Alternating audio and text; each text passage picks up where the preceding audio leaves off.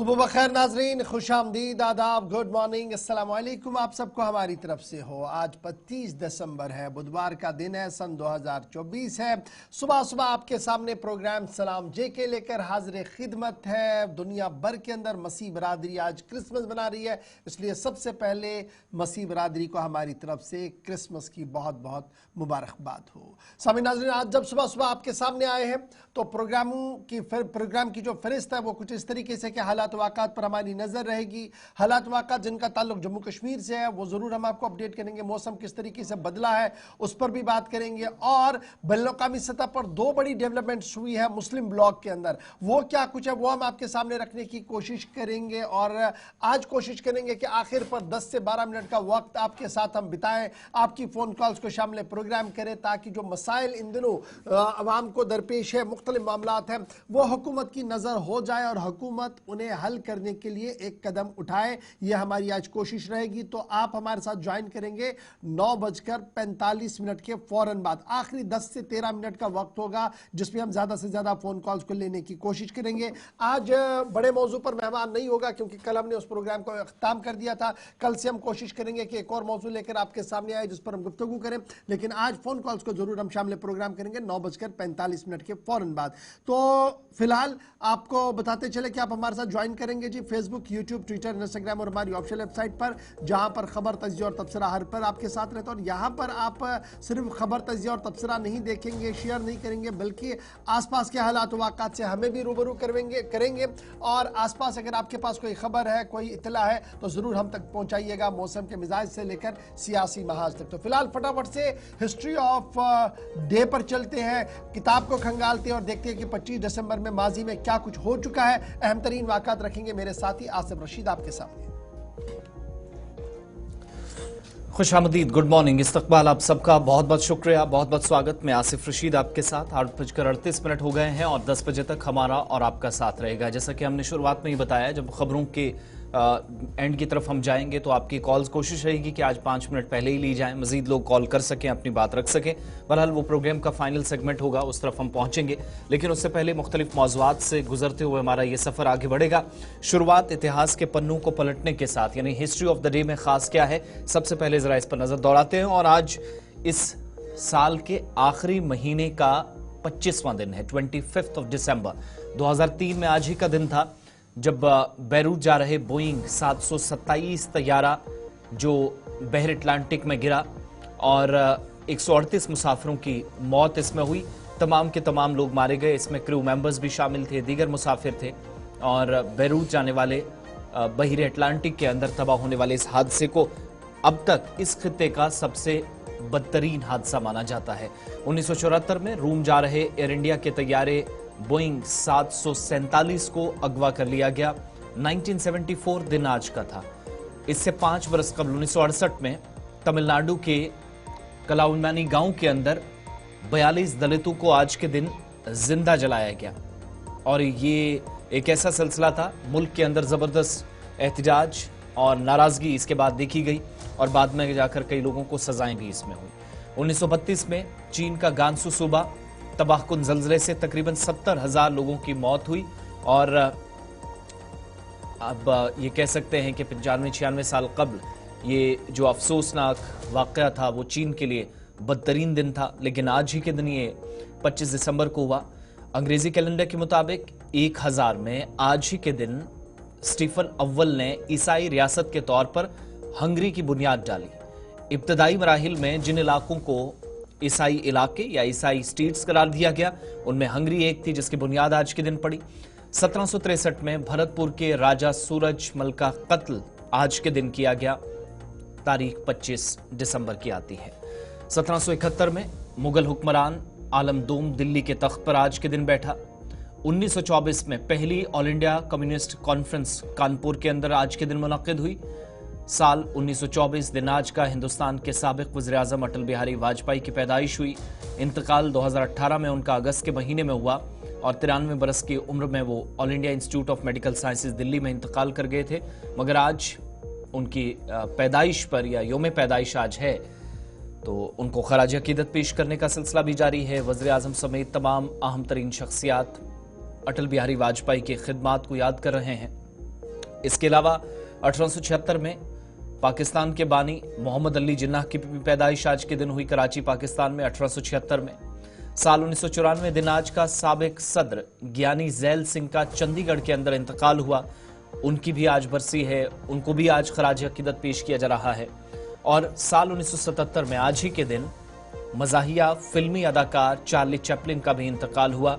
और इस तरीके से यह अहम तरीन शख्सियात, जिसमें साबिक सदर ज्ञानी जैल सिंह शामिल हों, अदाकार चार्ली चैपलिन हों, मोहम्मद अली जिन्नाह हों, साबिक वज़ीर आज़म हिंदुस्तान अटल बिहारी वाजपेयी हों और दीगर कई अहम शख्सियात जो आज के दिन आई और कुछ इस दुनिया से चली गई, इन तमाम लोगों के आज दिन है।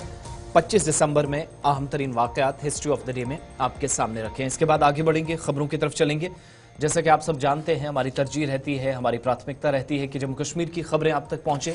लेकिन शुरुआत में आज कोशिश करेंगे कि सरहद पार से मुसलसल अपडेट्स आ रही थी, बैक टू बैक कुछ डेवलपमेंट्स हो रही थी अस्करी महाज पर, सबसे पहले वो खबरें आप तक पहुंचे। लेकिन दो हमसाया ममालिक आपस में टकराए हैं और भारत पर भी इसके असरात शायद आने वाले दिनों में पड़े। सबसे पहले बात पाकिस्तान और अफगानिस्तान की।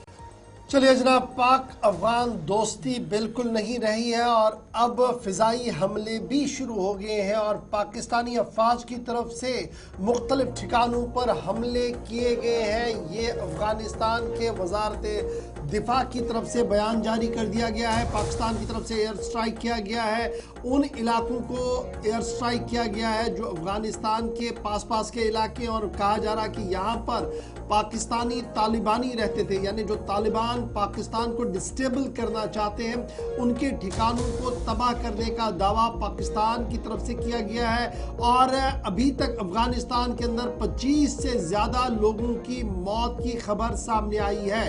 काबुल से जो इतलात सामने आई है उसके मुताबिक अफगानिस्तान के वजीर दिफा का बयान भी सामने आया है, जिन्होंने पाकिस्तान की इस कार्रवाई की मजम्मत की है और कहा है कि जिस तरीके से सरहदें अबूर करके उनके इलाकों को निशाना बनाया जाएगा, अफगानिस्तान की अवाम और अफगानिस्तान की हुकूमत खामोश नहीं बैठेगी।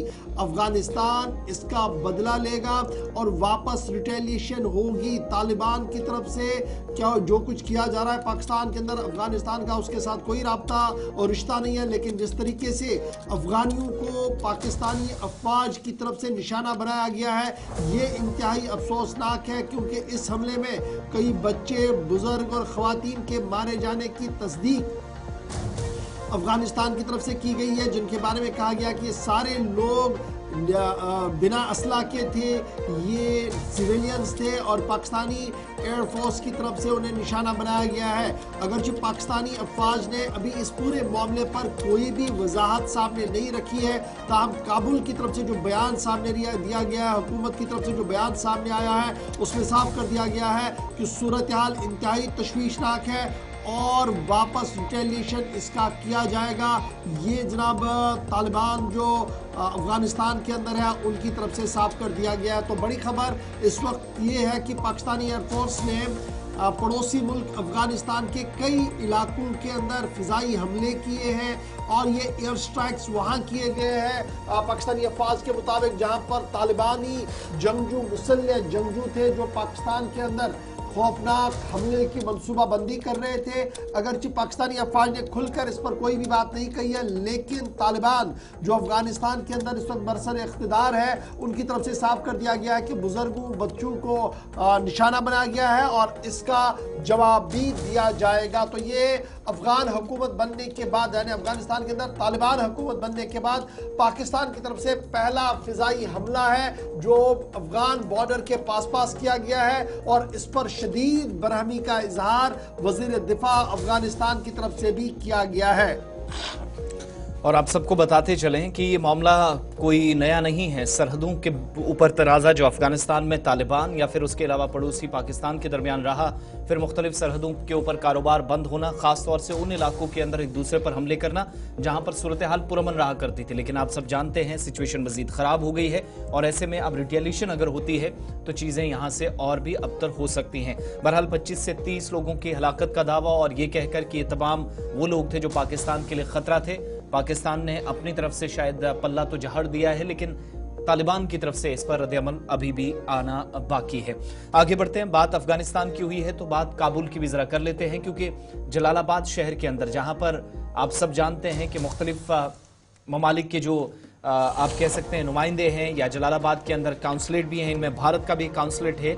जब तालिबान ने इस इलाके के अंदर मुकम्मल तौर पर सदारती महल पर कब्जा किया, अफगानिस्तान में जिम्मेदारियां संभाली, तो इस काउंसलेट को खाली कर दिया गया था। जो भारत का अमला था उसको वापस लाया गया था, लेकिन मकामी अमला वहां मौजूद था और यहां पर भी एक हमला हुआ है। फायरिंग का एक वाकया पेश आया है जिसमें चंद अरकान के जख्मी होने की तफसीलात सामने आई हैं और भारत की जानिब से इसकी तस्दीक मुकम्मल तौर पर अगरचे नहीं की गई है, मगर ये खबरें ज़रूर है कि फायरिंग का इंसिडेंट, जिसकी एक वीडियो भी सोशल मीडिया पर वायरल हो रही है, 2020 में ये काउंसलेट आप सबको याद होगा कि भारत ने बंद कर दिया था जब सूरत हाल काफ़ी ख़राब हो रही थी। तालिबान मुसलसल काबुल की तरफ आ रहे थे और तालिबान के टेक ओवर करने के बाद अगस्त 2021 में मुकम्मल तौर पर आहिस्ता आहिस्ता उसके बाद अगरचे सिचुएशन ठीक हुई, यहाँ पर मकामी अमले को तैनात तो किया गया, सिचुएशन बेहतर करने की कोशिश हुई, लेकिन जलालाबाद के अंदर होने वाले इस हमले पर तशवीश का इजहार बहुत सारे लोगों की तरफ से किया गया है। ये तकरीबन कल का जब इंसिडेंट है या पिछले 24 घंटों में जब ये फायरिंग का इंसिडेंट पेश आया है, तो नंगरहार प्रोविंस के अंदर जलालाबाद में जो काउंसलेट भारत का है और बताया जाता है कि मकामी अमला यहाँ पर मौजूद था। एक शख्स के पहले जख्मी होने के और बाद में दूसरे की भी गोली लगने से जो एक वीडियो भी सोशल मीडिया पर काफी वायरल हो रहा है, उसमें तस्दीक हो रही है और ये भी कहा गया है कि अफगान अथॉरिटीज की जानिब से बाज़ाब्ता तौर पर इसमें रिपोर्ट तलब की गई है कंसर्न लोगों से, जिसके बाद कोई फाइनल रिपोर्ट आएगी। लेकिन अफगानिस्तान मीडिया की रिपोर्ट्स को अगर सही माने तो जो ड्राइवर था गाड़ी के अंदर, वो अफगान स्टाफ मेंबर जो थे इस हमले के अंदर वो मारे गए हैं। एक और शख्स जख्मी हुआ है और फौरी तौर से इन रिपोर्ट्स को कंफर्म नहीं किया गया है, मगर इंतजार भारत सरकार का भी, अगर भारत के हवाले से कोई नुकसान हुआ तो जरूर जलालाबाद के अंदर ये जो इंसिडेंट हुआ है इस पर रिपोर्ट्स हम सबके सामने आ जाएंगी। अब जरा आगे बढ़ते हैं, बात ईरान की भी कर लेते हैं और उसके बाद मकामी खबरों पर आएंगे। ईरान के अंदर साल 2022 में एक फैसला हुआ था, कशीदगी के बीच या कोरोना वायरस के बाद एक फैसला हुआ कि दो बड़ी एप्लीकेशंस व्हाट्सएप और गूगल प्ले पर मुकम्मल तौर पर पूरे ईरान के अंदर पाबंदी आयद कर दी गई थी। लेकिन आला सरकारी हुकाम के साथ मुलाकात के बाद ईरानी हुकाम ने फैसला वापस लेते हुए गूगल प्ले पर और व्हाट्सएप पर पाबंदी खत्म कर दी है। इशफा, बड़ी खबर ईरानियन रिपब्लिक न्यूज एजेंसी की तरफ से सामने आई है, जिसमें यह कह दिया गया है कि रात देर गए ईरानी हुकूमत और इंतजामिया के बीच मुज़ाकरात हुए हैं, जिन मुज़ाकरात के बाद 2 साल कबल जो पाबंदी व्हाट्सएप और गूगल पे पर वहाँ पर लगाई गई थी उसे हटा दिया गया है और बाज़ाब्ता तौर पर अब ये फैसला लिया गया है कि इन दोनों चीज़ों को ईरान के अंदर चलने की इजाज़त होगी। ईरानी अथॉरिटीज़ की तरफ से ऑफिशियली लिफ्ट किया गया है वो बैन जो व्हाट्सएप और गूगल प्ले स्टोर पर लगाया गया था, तब जब इंटरनेट रेस्ट्रिक्शंस लगाई गई थी मुख्तलिफ इलाकों के अंदर। आपको याद होगा कि एक खातून का मामला था, दस्तदराजी वाला मामला सामने आया था, उसके बाद सूरत हाल जो ईरान के अंदर बनी हुई थी, उन तमाम चीज़ों पर काबू करने के लिए ईरानी हुकूमत ने सोशल मीडिया के कई चीज़ों पर पाबंदियाँ आयद की गई थी और अब ये जो मेजर ग्लोबल प्लेटफॉर्म्स हैं इनसे पाबंदी हटाने का ऐलान कर दिया गया है और आलमी सतह पर पाबंदियाँ हटने पर जहाँ खैर मकदम किया जा रहा है, वहीं पर यह भी माना जा रहा है कि ईरान के अंदर बदलती सोच के बीच दुनिया के साथ किस तरीके से ताल मिलाकर चला जाए, इस पर भी ईरानी हुकूमत जो है वो सोचेगी। ताम सुप्रीम लीडर की तरफ से कल इस बात की हरी झंडी दे दी गई कि इन दोनों प्लेटफॉर्म्स पर जो पाबंदी आज से 2 साल कबल लगाई गई थी इसे हटाया जाए और फिलफौर ईरान ने यह पाबंदी हटा दी है। व्हाट्सएप और गूगल प्ले स्टोर पर आयद पाबंदी 2 साल के वक्फे के बाद ईरानी हुकूमत की तरफ से हटा दी गई है। राहत उन लोगों के लिए है जो जम्मू कश्मीर के तलबा ईरान के अंदर है या जम्मू कश्मीर के लोग तिजारत के हवाले से ईरान के अंदर जाते हैं, मुख्तलिफ मुल्कों के अंदर जाते हैं, तो उन्हें काफ़ी मुश्किलात से दो चार होना पड़ता था। ये इंटरनेट की ये जो 2 बड़ी चीज़ें बंद थी वहाँ पर, अब जब ऑफिशियली ये रेस्ट्रिक्शंस हट दी गई है तो काफ़ी ज़्यादा राहत जम्मू कश्मीर के लोगों को भी वहाँ पर मिलेगी। या वो ज़ायर जो ईरान ज़ियारत के लिए जाते हैं उन्हें भी कई मुश्किलात का सामना था, इस वजह से वो भी कहीं ना कहीं राहत इसमें ले लेंगे। अब आते हैं जी वापस जरा बात जम्मू कश्मीर की करते हैं और जम्मू कश्मीर के अंदर सबसे पहले जरा बात करते हैं सियासत की नहीं बल्कि रियासत के अंदर सर्दी की। सर्दी का शबाब है क्योंकि चिलई कलान ने श्रीनगर के अंदर डेरा जमा लिया है, सोबा कश्मीर के मुख्तलिफ इलाकों के अंदर डेरा जमा लिया है, वहीं पर सोबा जम्मू के भी पहाड़ी इलाकों के अंदर ठंड का खासा असर जो है वो देखने को मिल रहा है। रियासती महकमे मौसमियात के पेश नज़र जो उनकी तरफ से इतलात फराम की गई है कि आने वाले दिनों में मजीद ठंड में इजाफा देखने को मिल सकता है।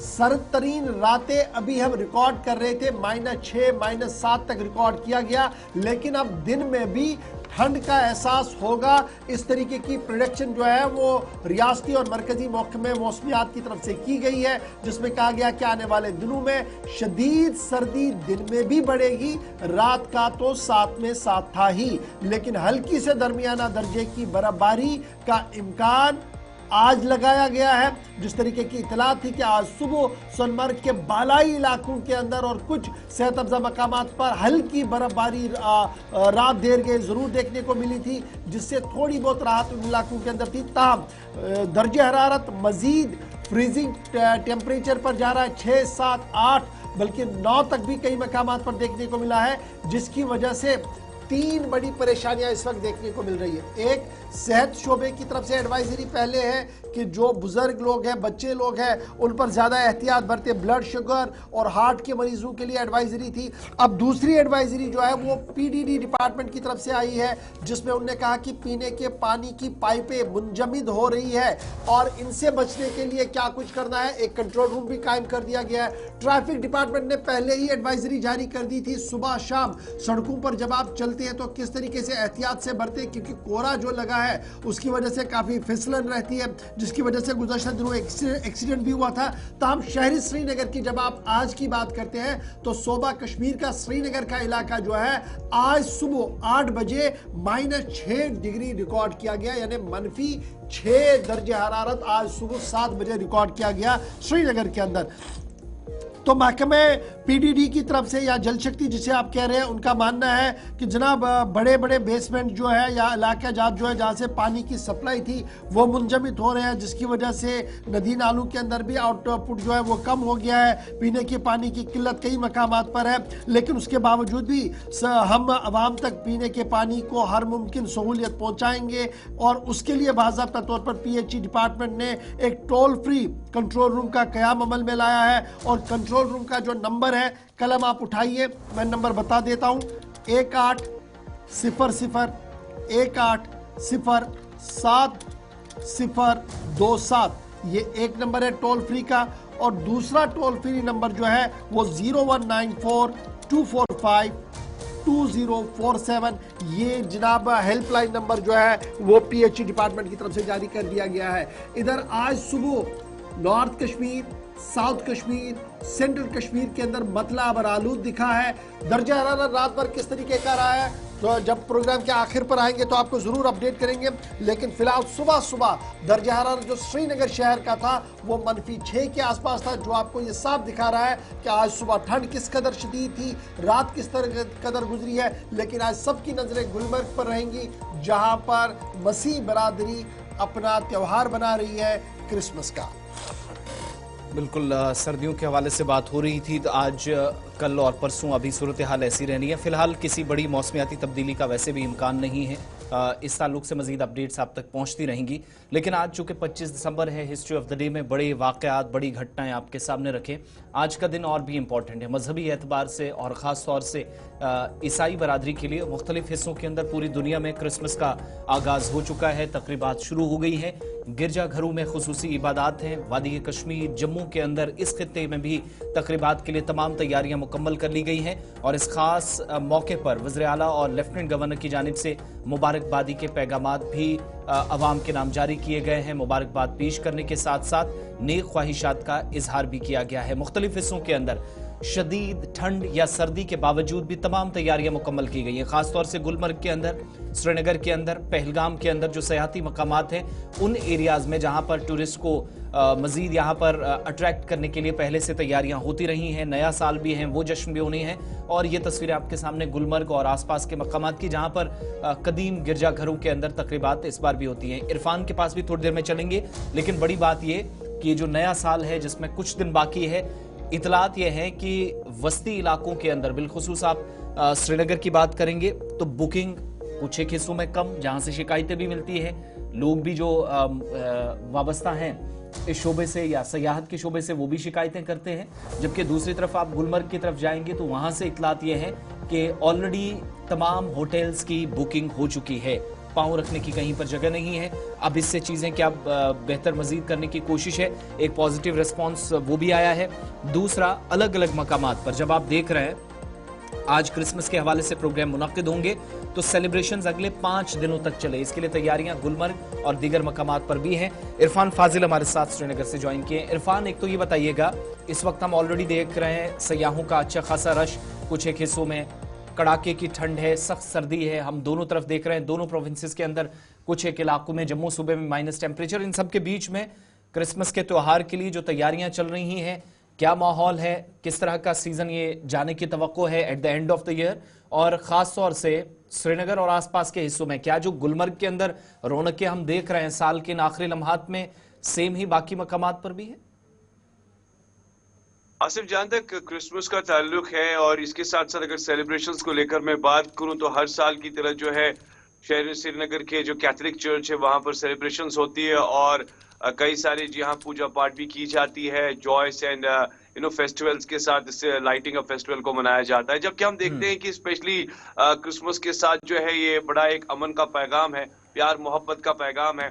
और कल से ही हमने देखा कि जो गिरजाघर है वहां पर गिरजाघरों को बड़ी खूबसूरत लाइटिंग से सजाया गया है। वहां पर कल से ही जो है जिंगल बेल सुनाई दे रहा है और साथ ही साथ जी हाँ with Santa Claus and with other things like जो उनकी कैपिंग्स होती है या जो स्ट्रीट्स पर उनका निकलना होता है, इस तरीके की एक मैसेज जो जाती है, इस एक्साइटमेंट को एंजॉय करने के लिए भी जो है लोग काफी ज्यादा उत्साह रहते हैं। इन बिटवीन अगर मैं बात करूं तो जिस तरीके से लेफ्टिनेंट गवर्नर मनोज सिन्हा जी ने या फिर चीफ मिनिस्टर उमर अब्दुल्ला ने भी लोगों को खास तौर पर क्रिसमस के हवाले से एक अच्छा खासा पैगाम और मुबारकबाद भी पहुंचाई है। दूसरी जानिब अगर देखेंगे तो आज सुबह 10:30 बजे के बाद जो है कैथोलिक चर्च में एक स्पेशल फंक्शन जो है लाल चौक में मनाई जाएगी, जहां पर गिरजाघर के साथ जो है कई सारे जितने भी क्रिश्चियन बरादरी के लोग होते हैं वो इस जश्न में आते हैं और इस सेलिब्रेशन को अक्रॉस एक डिफरेंट सी मैसेज के साथ पहुंचाते हैं। वहां पर हमने देखा कि न बल्कि खाली क्रिश्चियंस, इन बिटवीन अगर देखा जाए तो अलग अलग तबके के लोग भी वहां आते हैं, जैसे कुछ मुस्लिम भाई आते हैं, वो भी वहां पर रहते हैं, उनके साथ सेलिब्रेट करते हैं और एक अच्छा जॉयस मैसेज प्रोवाइड करते हैं। तो आज 10:30 बजे के बाद तकरीबन ये फंक्शन जो है वो वहां पर मुनक्कद की जाएगी, जहां पर बाद में फादर एक मैसेज भी प्रोवाइड करता है।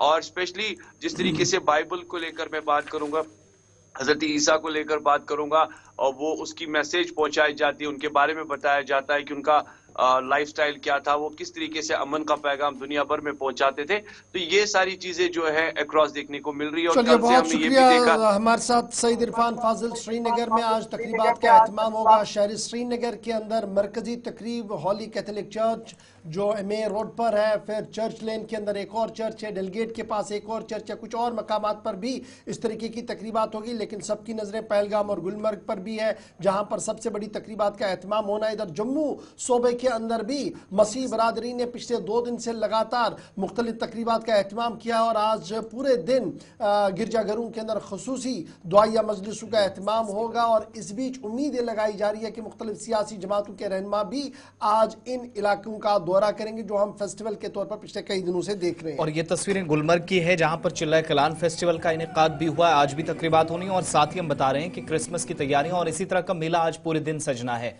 टूरिज्म डिपार्टमेंट हो, स्पोर्ट्स डिपार्टमेंट, क्योंकि 2 तरह की एक्टिविटीज अगले 2 महीनों के दौरान होनी है। विंटर गेम्स के लिए भी प्रिपरेशन चल रही है।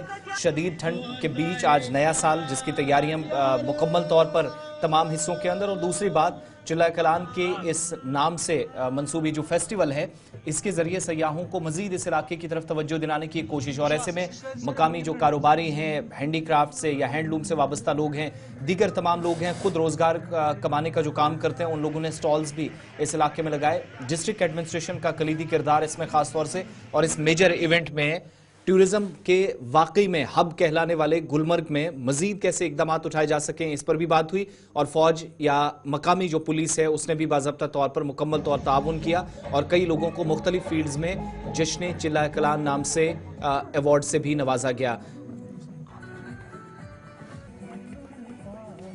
डिस्ट्रिक्ट एडमिनिस्ट्रेशन है, ये ऐसी चीज़ है, ये इनोवेशन है। ऐसे सियाती मुकाम और सियाहत को फ़रोग देने के लिए इनोवेशन है, ऐसे कंटिन्यू रहना चाहिए। बड़ा शानदार प्रोग्राम था, बड़े पैमाने पर लोगों ने यहाँ पे पार्टिसिपेट करा और टूरिस्ट जो थे यहाँ पे आए हुए मेहमान आए थे वो बड़ा उन्होंने एंजॉय करा। तो मैं बहुत ही ज़्यादा मुबारक के मुस्तहिक समझता हूँ उनको, और आर्मी ने भी इसमें अच्छा कोऑर्डिनेशन करा है, उन्होंने एक्सपेंसेस करे हैं, तो वो बहुत ही अच्छा प्रोग्राम, शानदार है। क्या मैसेज रहेगी आपकी तरफ से? मैं कहता हूँ ईमानदारी ये है कि ये कंटिन्यूसली रहने चाहिए थे। ऐसे जो जितने भी सारे इवेंट हैं वो ज़्यादातर यहाँ पे हों, और ज़्यादा टूरिस्ट को ये लगना चाहिए वो एक एक्स्ट्रा चीज़ देख रहा है। कोई चीज़ जो चीज़ आज यहाँ पे करी गई, कल्चर प्रोग्राम था, बाकी चीज़ें जो स्टॉल्स लगाए गए थे, ये चीज़ तो कभी यहाँ मिलती नहीं है टूरिस्ट को, गेस्ट को मिलती नहीं है। जो ये चीज़ मिली है इमेजिंग है, और इसको कंटिन्यू करना चाहिए, हर बार हर एक टूरिस्ट को मिले, ये बहुत अच्छी चीज़ है। क्योंकि हमारे गुलमर्ग विंटर वंडरलैंड भी बोलते हैं, तो जो नंबर ऑफ टूरिस्ट आ रहे हैं, आपने देखा होगा day by day number increase कर रहे हैं। तो एक तो टूरिस्ट के अट्रैक्शंस के लिए, प्लस गुलमर्ग क्योंकि एक इंटरनेशनली रिनाउंड टूरिज्म डेस्टिनेशन है, तो यहाँ पे भी एक्टिविटीज करने के लिए आपने देखा होगा विंटर्स के जो हमारी सबसे पहली एक्टिविटी शुरू हो गई है, जो कि चिले क्लब गुलमर्ग और दीगर मकामात पर चल रही हैं, जहां पर आज दिन में भी क्रिसमस के हवाले से तकरीबात का इनेकाद होना है। थोड़ी देर बाद मजीद सरगर्मियों और अपडेट्स पर मबनी प्रोग्राम आप तक पहुंचेंगे। वक्त एक छोटे से ब्रेक का है, 9 बज गए। ब्रेक के उस पार मजीद खबरें हैं, तज्जिया और तबसरा है। मुख्तलिफ इलाकों से हमें नुमाइंदे भी ज्वाइन करेंगे। कुछ बड़ी अपडेट्स हैं, हुकूमत की जानिब से कुछ फैसले लिए गए हैं, इस पर अपडेट्स या मुकम्मल तफसीलात ब्रेक के उस पार हमारे साथ रहिएगा।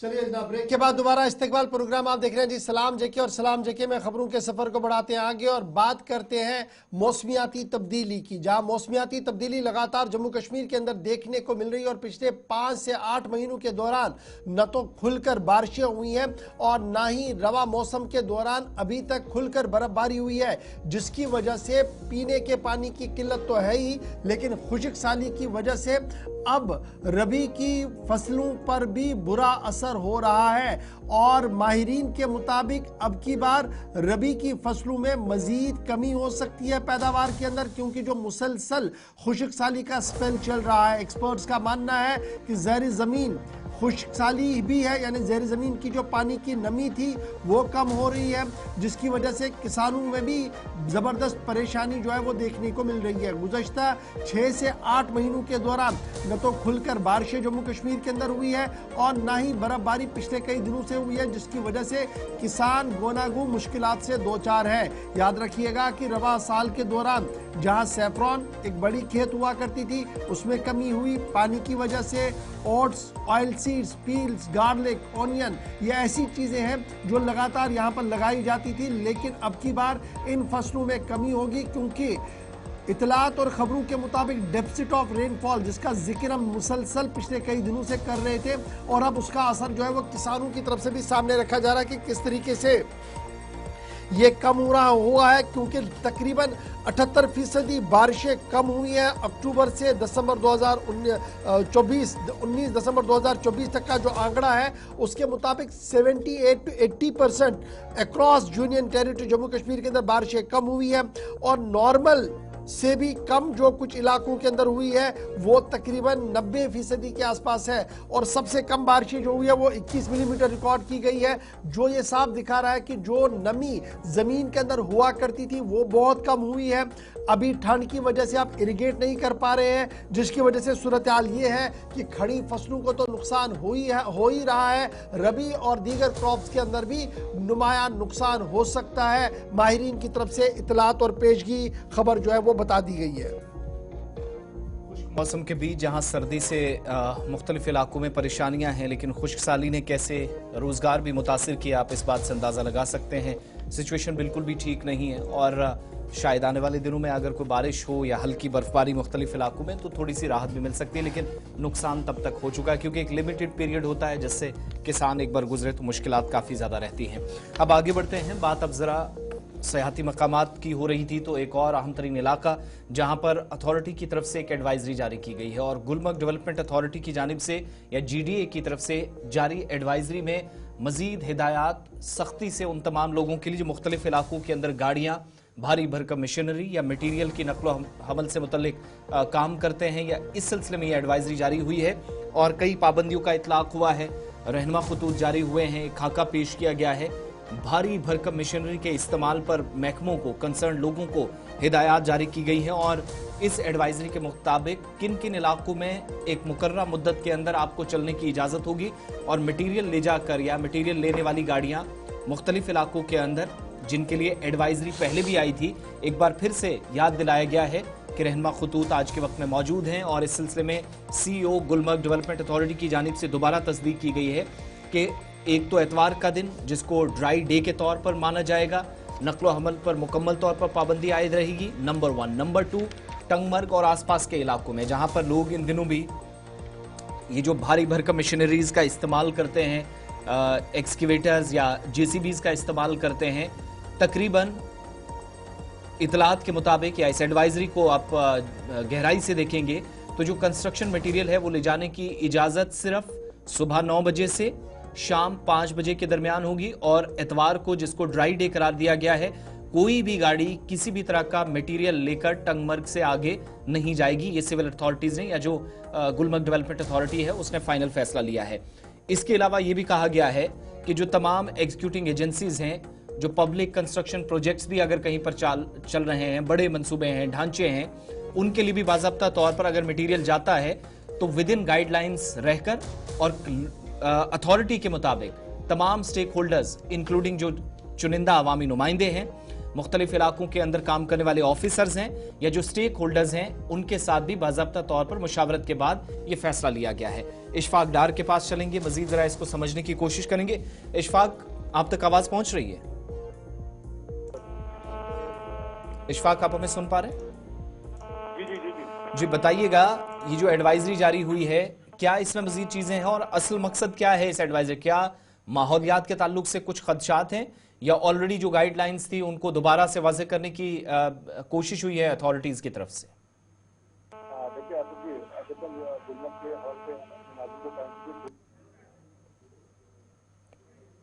आपकी आवाज़ थोड़ी ब्रेक हो रही है। गुलमर्ग के अंदर, टंगमर्ग के अंदर स्पेशली, जहां इन दिनों आप देख रहे हैं, बार बार हम आपको बता रहे हैं कि कुछ दिन हैं, ये नया साल भी है, क्रिसमस की तैयारियां भी चल रही हैं और सयाहों का भारी रश है मुख्तलिफ इलाकों के अंदर जाना, तो उस एतबार से भी शायद एडमिनिस्ट्रेशन सोच रही है। और दूसरा ये भी कंफर्मेशन हो रही है कि कई एक इलाकों में जहां पर नुकसान के बाद कई लोगों पर जुर्माना भी किया गया माजी में, आज जब ये एडवाइजरीज दोबारा जारी हुई हैं तो रहनुमा खतूत भी साथ जारी हुए हैं और मुकर्रर मुद्दत या दिन मुकर्रर कर दिए गए हैं। इशफाक, बात कंटिन्यू कीजिएगा। इशफाक, आप अपनी बात कंटिन्यू करें।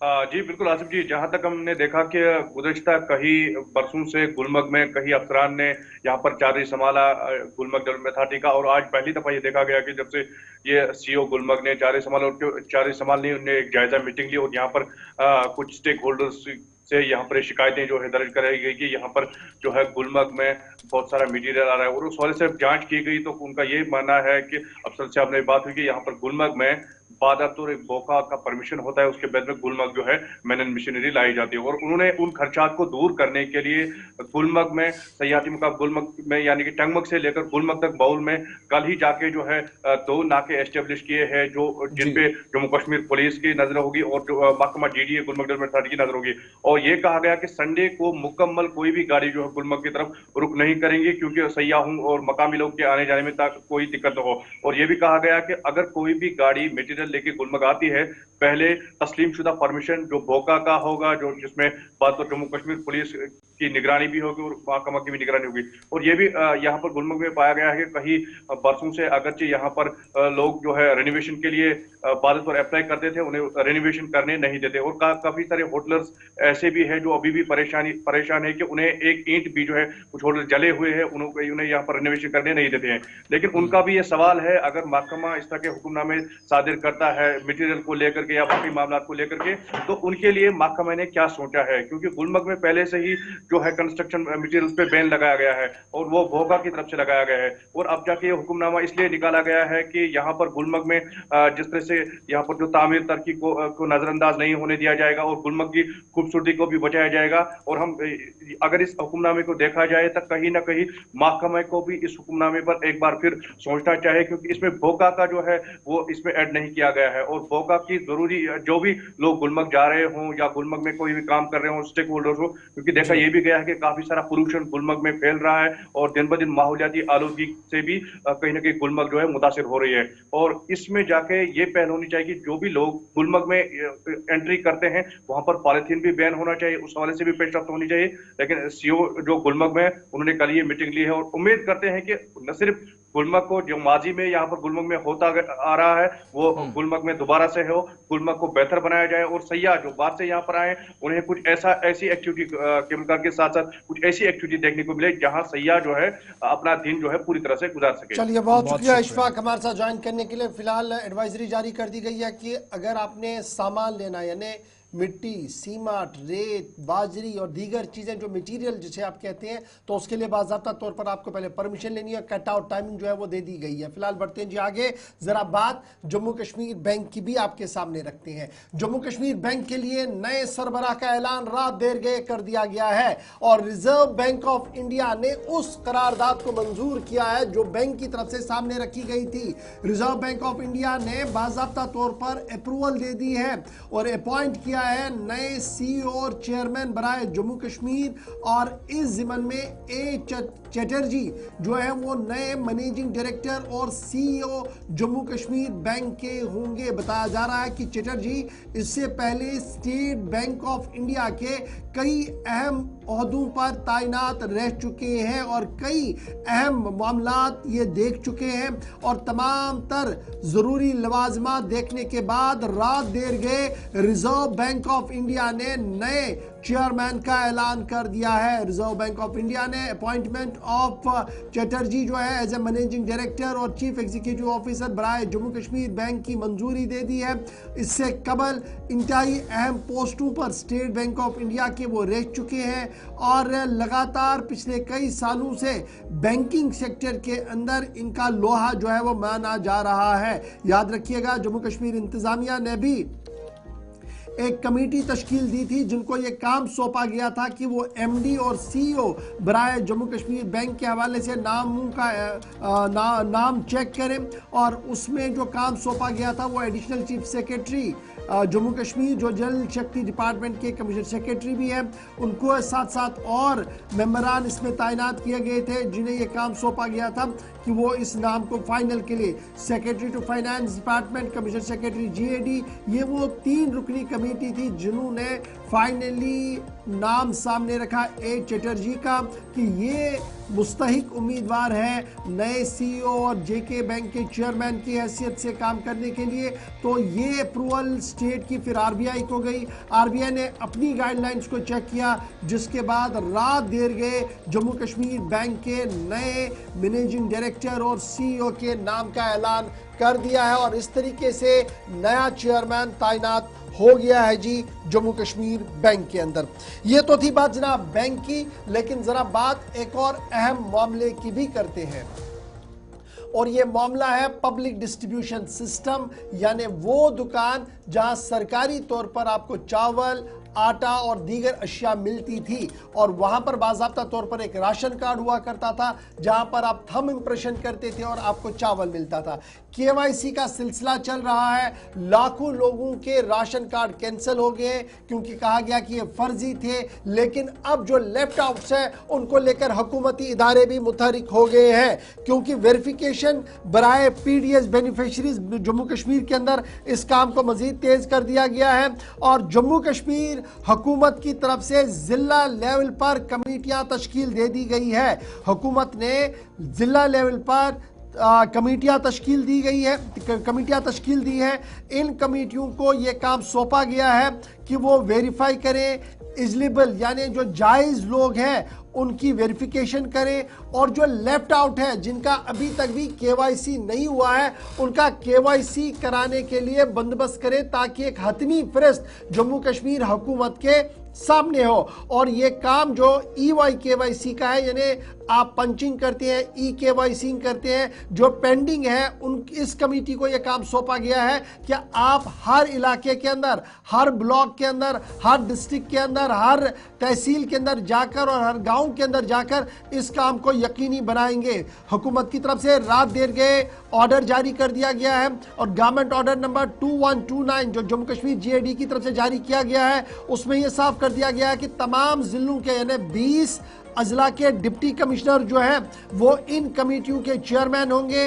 Assistant commissioner revenue, assistant commissioner development, district social welfare officer और असिस्टेंट डायरेक्टर फूड सर्विसेज जो है और कंज्यूमर अफेयर जो है वो इसके मेंबर्स के तौर पर कमेटियों के रहेंगे। असिस्टेंट डायरेक्टर FCS और CA जो है वो मेंबर सेक्रेटरी के तौर पर भी काम करेंगे, और चेयरमैन को ये अथॉरिटी दी गई है कि अगर मजीद मेंबरों को इस कमेटी के अंदर लाना होगा तो ये इख्तियार उन्हें होगा कि वो 1-2 मेंबरों को और भी यहाँ पर ला सकते हैं। तो कमेटी को ये काम सौंपा गया है कि तमाम बेनिफिशरीज का डाटा जो है वो कंपाइल किया जाए और सही लोगों का इंदराज हो, और जो लोग लेफ्ट आउट जिनका अभी भी KYC नहीं हुआ है उन लोगों तक पहुंचा जाए, ताकि सही इंदराज होकर सही राशन कार्ड उनके बनाए जा सके। याद रखिएगा, राशन के मामले पर पहले ही हंगामा है, 1 लाख से ज्यादा राशन कार्ड कैंसिल कर दिए गए हैं। मरकज की तरफ से पार्लियामेंट के अंदर इत्तला दी गई है, और मजीद कार्ड जो है वो कैंसिल तब हो रहे हैं जब KYC नहीं हो रहा है। KYC का जो सिलसिला पिछले कई महीनों से चल रहा था उसको लेकर टाइम आउट भी हो गया है, लेकिन हुकूमत ने एक राहत दी है यह समझते हुए कि अब हर घर तक दस्तक दी जाएगी, हर इलाके के अंदर दस्तक दी जाएगी, ताकि ये KYC का सिलसिला जो है पाए तकमील तक पहुंचा जा सके। तो ये बड़ी इंपॉर्टेंट खबर है जी, PDS के हवाले से, मैंने पब्लिक डिस्ट्रीब्यूशन के हवाले से, अमूर सारिफीन व अवामी तकसीमकारी महकमे के हवाले से। अगर अभी तक भी आपने KYC अपना नहीं किया है तो फौरन से ये डिजिटल KYC करवाइएगा, ताकि आपका राशन कार्ड इंटैक्ट रहे और आगे आपको किसी तरीके की कोई मुश्किल उठानी ना पड़े। तो मुख्तलिफ इलाकों से जो शिकायतें मिल रही थी, और एक तरह से इशफाक ये चीज़ भी समझ में आती है जिस चीज़ की तरफ इशारा किया गया था सतीश शर्मा की तरफ से पिछले दिनों के एक सर्वे हम करेंगे, तो एक तरह से हम इसको सर्वे भी कह सकते हैं क्योंकि हतमी तस्दीक होगी, इसके बाद ही जाकर राशन बहुत सारे लोगों को मिलेगा, और कई लोगों का बंद भी इसके बाद हो सकता है अगर कहीं पर कोई फॉल्ट पाया जाता है। तो ये कमियां दूर करने के लिए अभी वक्त है।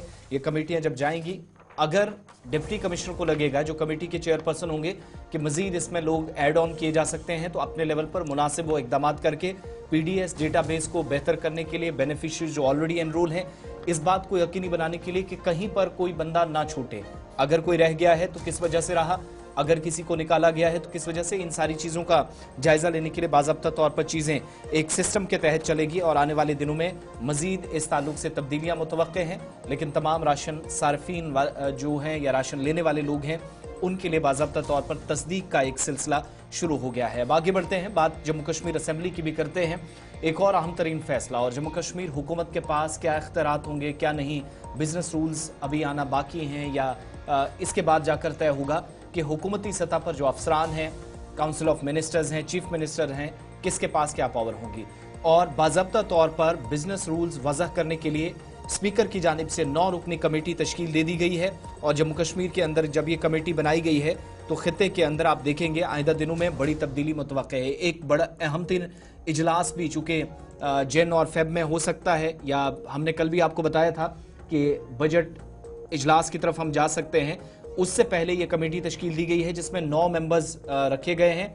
इन 9 मेंबर्स को ये जिम्मेदारियां तफवीज़ की जाएंगी कि क्या किसके पास क्या इख्तियारात होंगे, कैसे काम होगा, business rules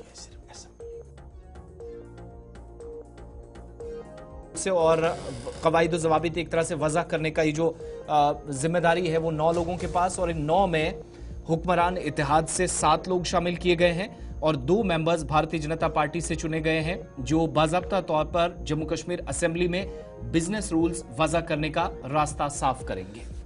speaker Abdur Rahim Rather इसकी सरबराही करेंगे। 9 रुकनी हाउस कमेटी बना दी गई है जिनको यह काम सौंपा गया है कि बजट इजलास से कबल business rule Jammu Kashmir assembly के किस तरीके के होंगे, इख्तियारात किस तरीके से तफवीज़ करने, उस ज़िमन में हतमी राय जो है वो अपनी रखेंगे। और ये पैनल जो बनाया गया है ये जो रूल नंबर 363 है, rule procedure and conduct of business in Jammu Kashmir legislative assembly, उसके तहत बनाया गया है। और बाकायदा तौर पर इस कमेटी के अंदर सीनियर मेंबर असेंबली मुबारक अहमद गुल जिनका ताल्लुक नेशनल कॉन्फ्रेंस से है उन्हें रखा गया है। यूसुफ तारगामी साहब जो CPIM से ताल्लुक रखते हैं उन्हें यहाँ पर जगह मिली है। सैफुल्ला मीर जो साबिक कानून वजीर भी है नेशनल कॉन्फ्रेंस से, इनको यहाँ पर रखा गया है। निज़ामुद्दीन भट्ट जो कांग्रेस के चीफ विप है उन्हें यहाँ पर जगह मिली है। पवन कुमार गुप्ता जिनका ताल्लुक भारतीय जनता पार्टी से है वो इसके रुकन बनाए गए हैं। साबिक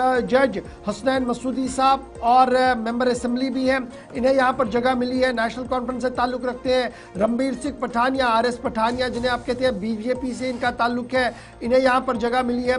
आज़ाद उम्मीदवार जो नेशनल कॉन्फ्रेंस को हिमायत करते हैं मुजफ्फर इकबाल खान, इन्हें यहाँ पर जगह दी गई है। और ये इस तरीके से कमेटी बनाई गई है जो बिजनेस रूल्स को देखेगी। लेकिन इतलात और खबरों के मुताबिक पीपल्स डेमोक्रेटिक पार्टी इस बिजनेस रूल के आने के बाद नाराज भी दिख रही है क्योंकि उनके 3 MLAs हैं, जगह नहीं मिली है। इंजीनियर रशीद को जगह नहीं मिली है। सज्जाद गनी लोन जो अपोजिशन में है, कश्मीर बेस्ड है, उन्हें यहाँ पर जगह नहीं मिली है जिसको लेकर उनकी नाराजगी भी कहीं ना कहीं देखने को मिल सकती है। लेकिन फिलहाल बिजनेस रूल बराए असेंबली बनाने के लिए 9 रुकनी कमेटी तश्कील दे दी गई है। 7 अलायंस से है, 2 BJP से है और 1 महीने के अंदर अंदर उन्होंने ये तमाम काम जो है वो अपना मुकम्मल करना होगा।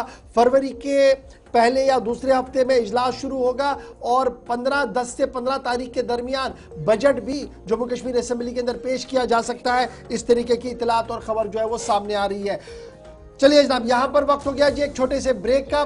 ब्रेक के उस पार आएंगे तो वक्त आ गया है उस खबर को आपके सामने रखने का जो हम एनालिसिस करते हैं कि साल अपने इख्तिताम की ओर है और एक एक करके मुख्तलिफ डिपार्टमेंट्स पे हमने बात की।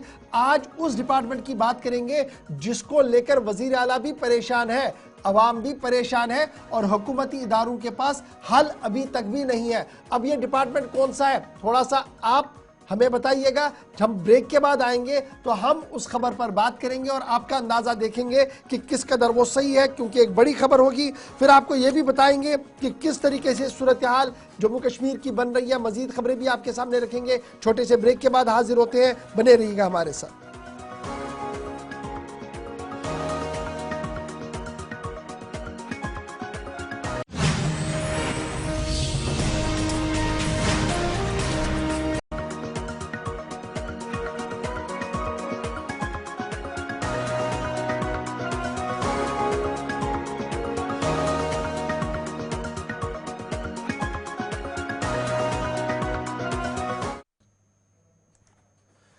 ब्रेक के बाद इस्तकबाल आप सबका। प्रोग्राम सलाम जेके आप देख रहे हैं और 9:30 बज चुके हैं। आखिरी कुछ मिनट से आपकी कॉल्स भी लेनी है, बात भी करनी है। मुख्तलिफ मौज़ूआत अभी हैं जो इस प्रोग्राम में रहेंगे और आज जैसे शुरुआत में हमने बताया था कोशिश रहेगी कि आज ज़रा जल्दी आपकी कॉल्स ली जाएं। लेकिन साल 2024 के इख्ताम तक कुछ आदाद-ओ-शुमार, कुछ रिपोर्ट्स हम तक पहुंचती हैं, एनालाइज करते हैं चीज़ों को। कल हमने आपको बताया था कि सड़क हादसात ने जम्मू कश्मीर को बहुत ज़्यादा नुकसान पहुंचाया। अक्टूबर के महीने तक जो आदाद-ओ-शुमार थे वो आपके सामने रखे हैं। लेकिन आज बात ज़रा करते हैं एक और शोबे की और बिजली महकमे की। इस वक्त आप दोनों खितों के अंदर देखेंगे तो बिजली सप्लाई मुतासिर होना या बिजली का बहरान, ये बातें बहुत हम सुन रहे हैं और निज़ाम दरहम बरहम है। पूरे साल को आप देखेंगे तो पहले 10 से 11 माह के दौरान भी सिचुएशन कोई ठीक नहीं रही है। ये जो इस वक्त जिस सूरत हाल से लोग गुजर रहे हैं, इसमें आप अगर ये कहेंगे कि पुराना ढांचा जिसके साथ नए वक्त में काम करने की कोशिश है, एक ये भी परेशानी का सबब दौरे हाजिर में है।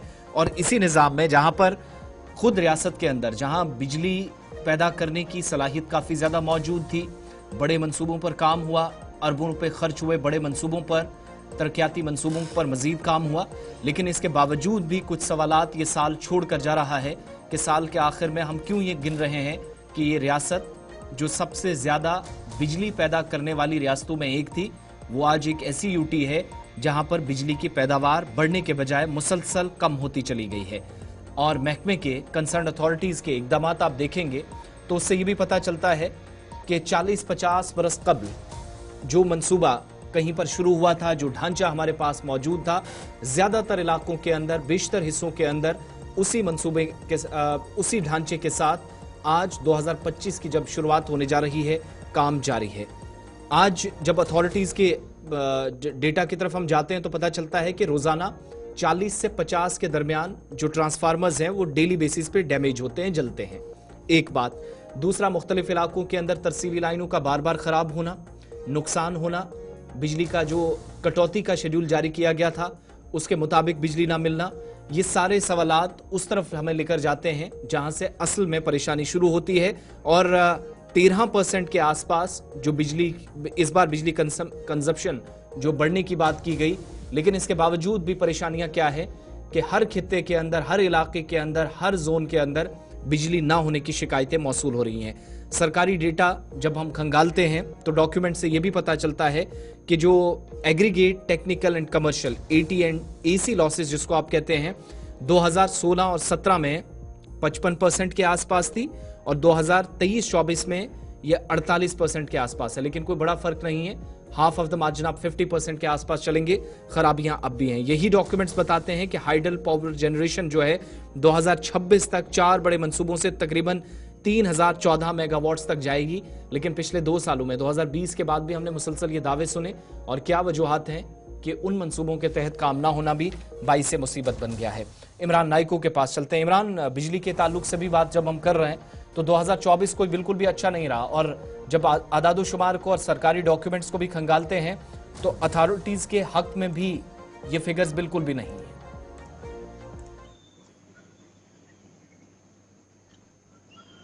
जी बिल्कुल, देखिए यहाँ जो जिस तरह से आपने भी कहा कि बिजली का जो बहरान है ये एक संगीन मसला है।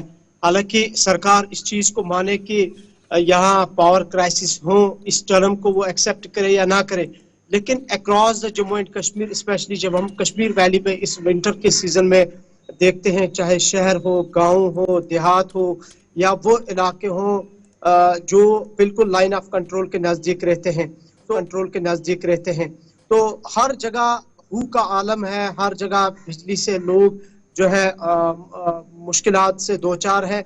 लेकिन हमेशा एक बात यहाँ सुनने में आई है कि हमारे पास रिसोर्सेज काफ़ी है, हमारे पास वसाइल काफ़ी है, और नो डाउट अबाउट दैट कि हमारे पास जो ये जो पानी के वसाइल है, जो आबी ज़खायर है, एक बहुत बड़ा ज़खीरा हमारे पास है। इस वसाइल की हमारे पास कमी नहीं है। लेकिन इन वसाइल की यूटिलाइजेशन कैसे होती है, इन वसाइल को किस तरह से प्रॉपर यूज़ किया जाता है, वो एक बहुत बड़ा सवाल है। जैसे कि सरकारी एदाद-ओ-शुमार हमें कहते हैं कि हमारे पास 20,000 megawatt hydro electric power generation की कैपेसिटी है, लेकिन एज ऑफ नाउ सिर्फ हम तकरीबन 3500 मेगावाट जो हाइड्रो इलेक्ट्रिक पावर बिजली जो है जनरेशन है वो प्रोड्यूस करते हैं। लेकिन अगर आप सिर्फ विंटर पर नजर दोहराएंगे, तकरीबन 2600 से 2700 मेगावाट की हमें यहाँ डिमांड रहती है। लेकिन सिर्फ 300 से या 250 मेगावाट खरीदने के बाद भी, सरकार ने खरीदने के बाद भी, सिर्फ हमारे पास इस वक्त 1500 से 1600 तक की बिजली दस्तयाब है, और उसमें भी अनशेड्यूल्ड पावर कट्स और सरकारी दावे अपनी जगह पे हैं। सो कुल मिला के हम देख रहे हैं कि एक तो हमें ये देखने की जरूरत है कि हमारा जो इंफ्रास्ट्रक्चर है वो किस नवीयत का है, और जिस तरह से आपने भी कहा और जो हमारे पास भी इंफॉर्मेशन है कि जो हमारा इंफ्रास्ट्रक्चर है बिजली को लेके वो काफ़ी पुराना है, वो गैर मुअस्सर है, और उस पर काफ़ी टाइम से ध्यान नहीं दिया गया। ऑल्दो कि एक स्पेसिफिक बजट मुख्तस किया जाता है जम्मू कश्मीर के पावर डिपार्टमेंट के लिए, और ये भी हम जानते हैं कि हमारे पास 2 ऐसे प्लेयर्स है जिसके थ्रू जम्मू कश्मीर को बिजली मुहैया होती है। एक तो हमारा NHPC है और दूसरा हमारा Jammu Kashmir power development distribution corporation. लेकिन दोनों की तरफ अगर देखें, फिलहाल हमारे 4 ऐसे हाइड्रो पावर के जो प्रोजेक्ट्स हैं जो तातुल का शिकार है, जिनकी जो इलेक्ट्रिसिटी प्रोडक्शन जो है, प्रोड्यूस करने की जो जनरेशन प्रोड्यूस करने की जो कैपेसिटी है वो तकरीबन 3100 मेगावाट है, लेकिन या तो कहीं एनओसी नहीं है, या कहीं एनवायरनमेंट का कोई क्लियरेंस नहीं मिली है, या कहीं कॉन्ट्रैक्टर्स के साथ कोई इशू है। सो कुल मिला के ये कि एक 3100 मेगावाट की जो प्रोजेक्ट्स है वो तातुल के शिकार है।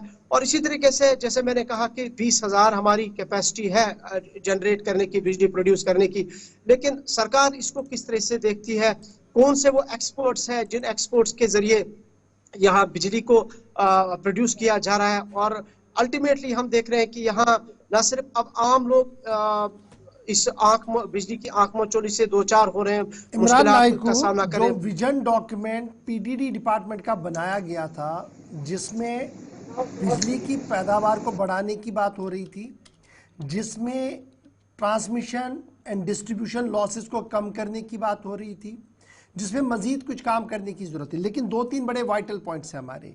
सप्लाई हमारी बढ़ी नहीं, क्योंकि नदी नालों में पानी कम हुआ, तकरीबन 2000 के आसपास मेगावाट की शायद आज भी कमी है हमें कुल मिलाकर, अगर हम एंटायर जम्मू कश्मीर की बात करें। फिर जब हम डिस्ट्रीब्यूशन की बात करें तो थोड़ी बहुत राहत ये है कि हमारा ट्रांसमिशन एंड डिस्ट्रीब्यूशन लॉसेस में थोड़ी बहुत कमी हुई है, यानी जो मुसलसल एक लीकेज था उसमें कमी हुई है।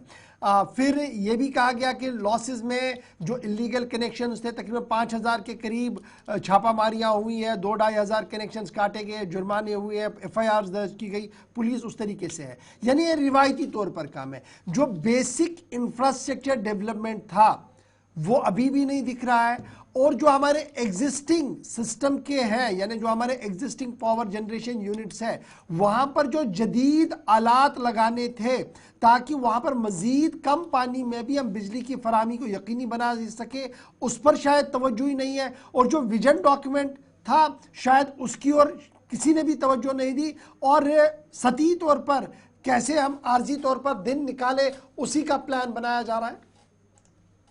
देखिए, यही तो सवाल है, यही आम लोगों के सवालात हैं कि अगर सरकार ने एक विजन डॉक्यूमेंट दिया है और उसमें ये कह दिया है कि आने वाले 4 या 5 साल के दौरान हम किस तरह से अपने इस बिजली के निज़ाम को बेहतर बनाएंगे। जिस तरह आपने भी कहा कि FIRs यहाँ पे लॉन्च किए गए लोगों के खिलाफ, तकरीबन 6000 जो मीटरिंग यहाँ पे की, 6000 मीटर्स यहाँ पे इंस्टॉल किए गए। और इसी तरीके से 2024 तक कहा गया है कि इस हाइड्रो पावर इलेक्ट्रिक जनरेशन को बढ़ा दिया जाएगा, और 2025 के आखिर तक तकरीबन 14 लाख जो मीटर्स है वो इंस्टॉल किए जाएंगे। ये तो ट्रेडिशनल तरीके से जिस तरह आपने भी कहा, और विजन डॉक्यूमेंट हमारे पास भी है, लेकिन शायद कमी या लूपहोल यहीं पे है कि हम एडवांस तरीके से चीज़ों को नहीं देख रहे हैं। कि इसमें कोई डाउट नहीं है कि जो एक्सपर्ट्स भी कह रहे हैं कि पिछले 2-3 सालों से जो क्लाइमेट चेंज हुई है, जो ग्लोबल वार्मिंग हुई है, जिसकी वजह से जो पानी की सतह है दरियाओं में या नदी नालों में वो बहुत कम हुई है, और जिसका डायरेक्टली इफेक्ट जो है यहाँ के हाइड्रो इलेक्ट्रिक पावर प्रोजेक्ट्स के ऊपर पड़ा है, जिसकी वजह से पावर इलेक्ट्रिसिटी में कमी रोनमा हुई है। लेकिन इसके बावजूद भी हम देख रहे हैं, जब हम एंटायर जैसे सऊदी अरब जैसी कंट्री, कुवैत जैसी कंट्री पर हम नजर दौड़ाते हैं, जहां बहुत कम पानी की किल्लत है, लेकिन उसके बावजूद वो ऐसी कंट्रीज है, गल्फ कंट्रीज है, जहां कम पानी के बावजूद भी वो स्पेसिफिक या फिजिबल इलेक्ट्रिसिटी लोगों को प्रोवाइड करते हैं, और इसका डेफिसिट भी नहीं रहता है। दिल्ली में भी तो नेचुरल रिसोर्सेज है नहीं, लेकिन बिजली की सप्लाई है। हिमाचल के अंदर थोड़ा बहुत है, लेकिन उसके बावजूद भी बिजली सप्लाई हमसे बेहतर है। और ये खुद जब डिपार्टमेंट की जो सर्वे रिपोर्ट्स आई थी उसमें कहा गया था as compared to other state जो हमारे रकबे के बराबर है, आबादी के हिसाब से थोड़ी बहुत बराबर है, उसके मुकाबले में जम्मू कश्मीर को बहुत कम बिजली मिल रही है। बहुत शुक्रिया जी हमारे साथ ज्वाइन करने के लिए। फिलहाल विंटर्स है, तो कुल मिलाकर ये देखा जाए कि बड़ी परेशानी हर साल रहती है। अब की बार थोड़ा ज़्यादा इसलिए है क्योंकि मनफी दर्जे हरारत है, और सबकी नजरें शायद उमर अब्दुल्ला के उस फैसले पर है कि पांपोर के गैस टरबाइन को क्या बिजली के यूज के लिए चालू किया जाए, ताकि राहत पीक टाइम पर जम्मू कश्मीर के लोगों को मिले, स्पेशली सूबा कश्मीर के लोगों को मिले। क्या ये गैस टरबाइन चालू होने लायक है? क्या आज के दिन में चालू हो सकता है? एक बड़ी उम्मीदें इस पूरे मामले के आसपास भी घूम रही है, क्योंकि माजी में बहुत बार ये देखा गया जब भी किल्लत होती थी तो इस तरीके का फैसला जो था वो लिया जाता था। जी आसिफ, चलिए बिजली के हवाले से बात थी, अब जरा आगे बढ़ेंगे, एक और स्कीम की बात करेंगे जिसके तहत मुख्तलिफ इलाकों को कवर करने की कोशिश की जा रही है और शिल्पा शर्मा भी हमारे साथ थोड़ी देर में ज्वाइन करेंगी। आप सब जानते हैं एक मरकजी मुआवनत वाली एक स्कीम है जिसके तहत मुख्तलिफ ख़ास तौर से जिन इलाकों के अंदर कबाइल रहते हैं या मुख्तलिफ कबीले हैं उन एरियाज़ को भी कवर करने का एक मंसूबा भारत सरकार का था और उसके बाद ट्राइबल मिनिस्ट्री के कहने पर या उसकी गाइडलाइंस के मुताबिक काम हुआ, जम्मू कश्मीर तक भी पहुंचा, जिसको आप धरती आबा मिशन कहते हैं। इस मिशन में तौसी करने के साथ साथ तमाम 20 के 20 अजला जम्मू कश्मीर यूनियन टेरिटरी के अंदर जहां पर काम होगा मिशन के तहत कवर किए जाएंगे और न सिर्फ 20 अजला बल्कि 112 ब्लॉक जम्मू कश्मीर के अंदर सरकार के मुताबिक इनको प्राथमिकता, प्रायोरिटी या तरजीह दी जाएगी। एक तो मुख्तलिफ इलाकों के अंदर जो बुनियादी ढांचा है उस पर तवज्जो दी जा रही है, एजुकेशन सेक्टर में काम हो सके, हेल्थ केयर को बेहतर किया जा सके और लोगों की जिंदगी अच्छी की जाए। इसके लिए एक और पॉइंट वो है लाइवलीहुड डेवलपमेंट यकीनी हो। धरती आबा मिशन में इसको भी सरकार के मुताबिक शामिल किया गया है। सरकार ने बाज़ाब्ता तौर पर ट्राइबल पॉपुलेशन जम्मू कश्मीर के तकरीबन 30 लाख के आसपास गुजर बकरवाल्स हैं, गद्दी सिप्पीज हैं, पडारीज हैं, बाकी तमाम लोग हैं, उन तमाम लोगों को जब इस मिशन के तहत लाया है तो ये एक ऐसा मंसूबा जिसके तहत अब यहाँ की ट्राइबल मिनिस्ट्री जावेद राना जिसकी क़यादत करते हैं उस मिनिस्ट्री ने भी बाज़ाब्ता तौर पर जितनी भी वेलफेयर स्कीम्स है उसमें गुजर और बकरवाल्स के अलावा जो नए कबाइल थे जिनको भारत सरकार की तरफ से रिजर्वेशन के दायरे में लाया गया उन लोगों को भी इसमें इंक्लूड कर दिया गया और इस तरीके से बाज़ाब्ता तौर पर वो जो प्रपोजल डिपार्टमेंट के सामने था कि नई जो नोटिफाइड ट्राइब्स हैं जिनमें पहाड़ी हैं, कोलीज हैं, गद्दा ब्राह्मण्स हैं, पडारीज हैं, उनको भी इसमें शामिल किया जाए और जो ट्राइबल वेलफेयर से फायदा उठाएं, इसके लिए बाज़ाब्ता तौर पर उस प्रपोजल को मंजूरी दे दी गई है। शिल्पा हमारे साथ ज्वाइन की हैं। शिल्पा, इस प्रपोजल में क्या क्या मेन बातें थी जिस पर ज्यादा फोकस अथॉरिटीज का था, सरकार का था, जिसको अब हरी झंडी दिखाई गई है कंसर्न मिनिस्ट्री की तरफ से और बाज़ाब्ता तौर पर काम शुरू होगा, तो क्या इसका मतलब ये भी है कि जो नए ट्राइबल्स हैं या फिर वो तमाम जातियां हैं, वो तमाम बरादरियां हैं जो अब तक इस मिशन में नहीं आती थी, उनको इंक्लूड करके वेलफेयर स्कीम्स बराबरी के तहत का फायदा सबको पहुंचे, बेसिक इसका मिशन ये है? जी बिल्कुल, देखिए जिस प्रकार से एक महत्वपूर्ण कदम जो है वो यहाँ पर उठाया गया है, इसका धरती आबा मिशन की बात करें तो जहां पर ये धरती आबा मिशन जिस प्रकार से आपने कहा कि जम्मू कश्मीर के 20 जिलों को और साथ ही साथ 112 ब्लॉकों को 393 गांव को जो है वो कवर करेगा। देखिए इसका जो उद्देश्य है वो ये है कि जो ट्राइबल मेजोरिटी विलेजेस हैं उनका जो जीवन है उसमें जो है वो सुधार लाया जा सके, एजुकेशन, इंफ्रास्ट्रक्चर, जो लाइवलीहुड है, जो जीने का तरीका है आदिवासियों का, उसमें जो है वो बेहतरीन सुधार जो है वो लाया जा सके, जिसको लेकर मैं आपको बता दूं कि कैबिनेट मंत्री ने जो है वो जनजातीय मामलों के विभाग के सचिव परसाना रामा स्वामी और साथ ही साथ जनजातीय मामलों के निर्देश जम्मू कश्मीर गुलाम रसूल और अन्य वरिष्ठ अधिकारियों को जो है वो जम्मू कश्मीर की जनजातीय आबादी के सामाजिक आर्थिक शक्तिकरण की पहलू में जो है वो नजर रखने के लिए कहा गया है, ध्यान रखने के लिए कहा गया है। ये आदेश जो है वो दिए गए हैं और इस मिशन की, इस प्रोग्राम की अगर हम बात करें तो ये प्रोग्राम साफ तौर पर नए कम्युनिटीज के लिए होगा। ये जिस प्रकार से अमेंडमेंट हाल ही में हुई है Jammu Kashmir schedule tribal schedule order की बात करें 2024, जहाँ पे नई कम्युनिटीज को जो है वो जोड़ा गया है, जिसमें पहाड़ी है, साथ ही साथ गद्दा ब्राह्मण है, पादरी है, ये नई कम्युनिटीज है और इन्हें बेनिफिट मिलेगा। जो प्री मैट्रिक है, पोस्ट मैट्रिक स्कॉलरशिप है, वो उन्हें किस प्रकार से मिलेगी वो इन्हें जो है वो अवेयर करेगा ये प्रोग्राम और इन्हें काफी ज्यादा ये बेनिफिट देगा।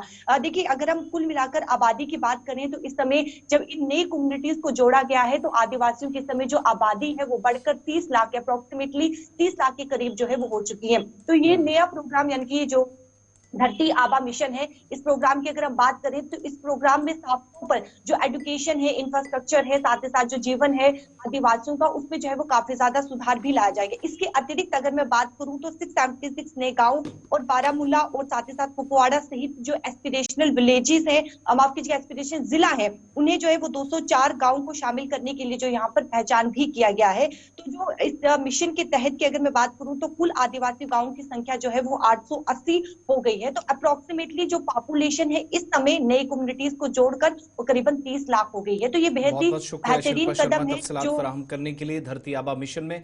और ये मिशन ऐसा है जिसमें मुख्तलिफ स्कीमें हैं, कोई एक आधी स्कीम नहीं है। 676 नए गांव हैं, 204 गांव जो एस्पिरेशनल जिला या मुख्तलिफ जो अजला हैं उनसे, जिसमें अब बारामूला और कुपवाड़ा को भी शामिल कर लिया गया है।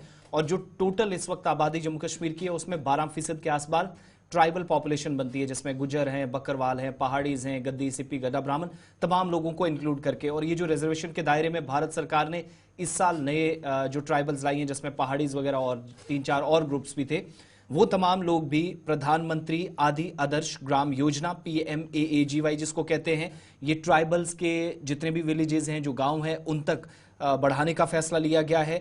उन इलाकों के अंदर तरजीह बुनियादों पर काम हो सके, कबाइल को किसी भी इलाके के अंदर वहां पर है तो वो कवर किए जाएंगे। एक तो वो, दूसरा सरकार के मुताबिक एक और स्कीम जो इन इलाकों के लिए है वो है वन धन विकास केंद्राज, जो नए मराकज़ इन इलाकों के अंदर कायम किए जाएंगे।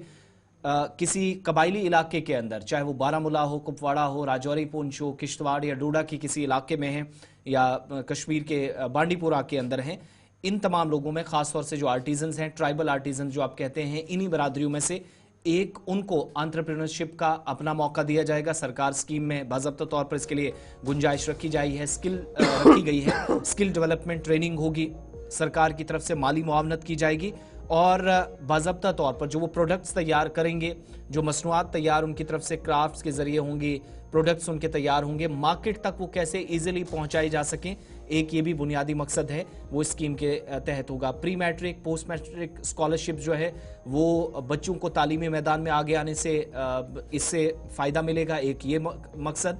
धरती आबा स्कीम, बेहतर ज़िंदगी ये लोग गुजार सकें जो ख़ास तौर से ट्राइबल्स हैं, इस मकसद से इस मिशन को तौसी कर दी गई है। और प्रधानमंत्री आदि आदर्श ग्राम योजना ये तमाम ट्राइबल विलेजेस तक बढ़ाने का फैसला जम्मू कश्मीर सरकार ने कर दिया है।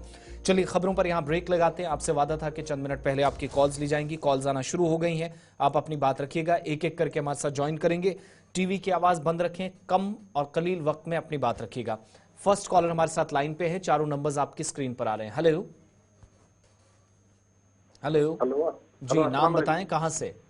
मैं शबीर हुसैन जम्मू से बोल रहा हूँ इस वक्त। जी शबीर साहब बताएं। मैं अर्ज इस पे कि चलो न्यूज गवर्नमेंटन कर ये राशन कार्डन हज अपडेशन कर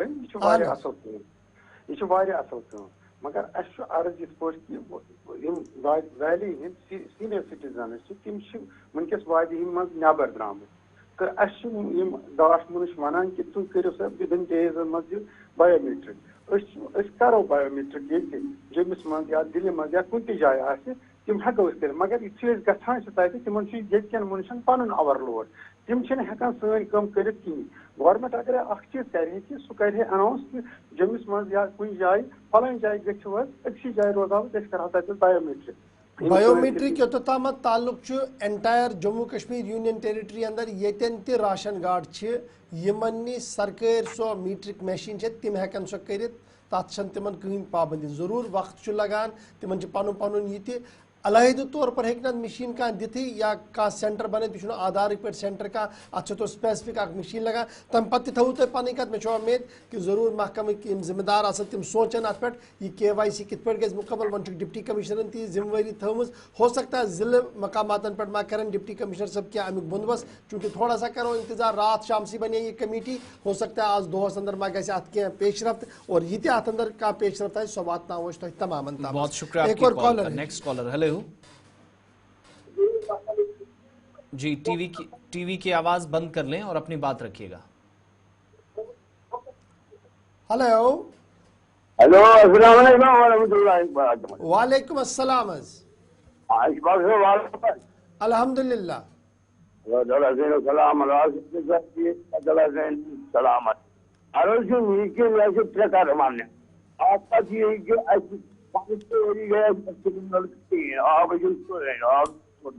अगर लड़के आए जो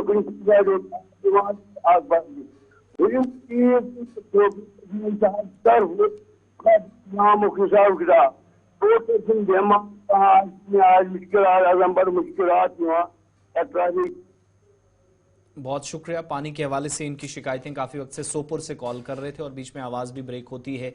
जल शक्ति डिपार्टमेंट उम्मीद करते हैं कि जहां बिजली सप्लाई मुतासिर है वहां पानी का कोई मसला ना हो। ये ज़्यादा मुश्किल इस वक्त, क्योंकि पानी का इशफाक मुतबादिल भी इस वक्त नहीं है, मुश्किलात मुख्तलिफ इलाकों से। कंट्रोल रूम शायद बनाया गया, इसलिए मैंने नंबर भी बताए थे कि जो कंट्रोल रूम बनाया गया। एक और कॉलर। हेलो हेलो, अस्सलाम वालेकुम। जी वालेकुम सलाम।